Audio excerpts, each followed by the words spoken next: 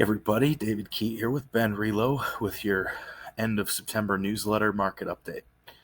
A couple of the conditions that we're seeing right now are increasing interest rates, volatile interest rates.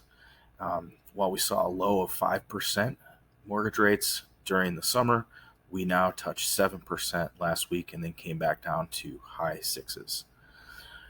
So that's something we're going to talk about in today's newsletter is what are people doing about that? How are they navigating higher rates? What are some solutions for buyers in this environment and for sellers?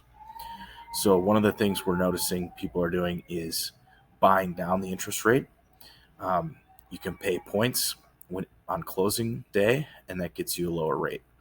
So people are meeting with mortgage professionals to see what the break even looks like if they were to buy points. And depending on how long you plan on keeping that mortgage, it makes sense to buy down your rate.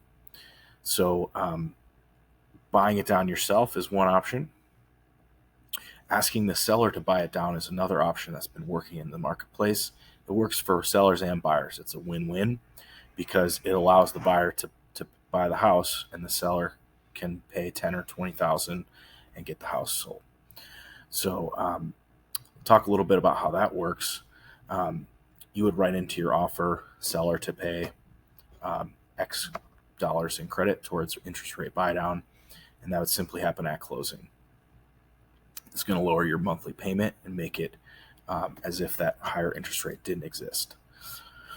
Some other things people are doing. The 2-1 ARM is an adjustable rate mortgage, and it starts out with a lower rate in year one.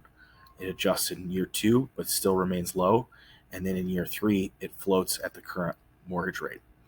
So what a lot of industry experts are expecting is that once we get inflation under control, rates are going to come back down.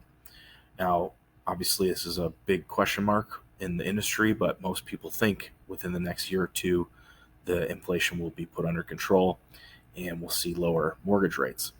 So if that's going to be the case, and we only have 2 years of this higher rate, then it does make sense for someone to think about refinancing down the road. And so if you do that, you're basically betting on rates going down, which seems like the general prognosis, but obviously there's risk involved. So what we advise is if you are going to plan on refinancing at a lower rate, make sure you're comfortable and can make the payment that you start out with, because if rates don't go down, you want to be able to be comfortable with your payment. A little update on the inventory here and what we're seeing in the marketplace on a day-to-day basis. It's moving fast. So the average days on market for closed homes in August was 15 days only. That's 2 weeks is the average time that homes are closing. There are almost 200 homes closed in August. So that's a lot of volume happening quickly. But if you go on the MLS, you're going to see a completely different story. The average days on market for the MLS is now 64. So what that's telling us is that there's a whole bunch of inventory that's just been sitting on the MLS, and it's all been overpriced. But the stuff that is priced accurately is moving fast. So how do we come up with an accurate price? Well, that's where you need your agent, and that's where you need to interview agents, because some agents aren't active in the market and are more willing to price things at a higher price. But that doesn't help someone who's looking to sell, because as time goes on, the market has been trickling down a few percent per month. So if you misprice it at the beginning and you say, oh, that's fine, I'll just wait for it to sell, well, the more you wait, the more the market goes lower. So people that come out, when people are looking at the comps to price their home, it's smart to make an adjustment based on the time that has passed. So if your neighbor's house sold in May for $1 million and you think your house is the same, if not maybe a little better, you shouldn't be asking $1 million here in going into October. We want to take a look at that particular neighborhood and the overall Bend market and see how much has prices come down since May. And that'll give you a more accurate idea of where you could realistically expect to sell it in 15 days.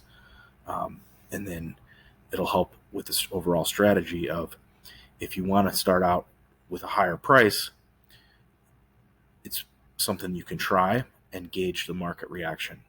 So what I mean by that is, when we list a home, we expect to get showings within the first couple weeks. If we don't get 6 showings in the first week, then that means we have overshot the price. Same with interest. If we have been getting showings but no offers, then that means that we're overpriced. So a lot of this is listening to what the market has to say instead of us trying to dictate what the prices should be, is just going based on the actual interest level and the actual data. So if you'd like to chat more about the market or your specific situation, feel free to reach out to myself or another Ben Relo agent, and we'd love to help you.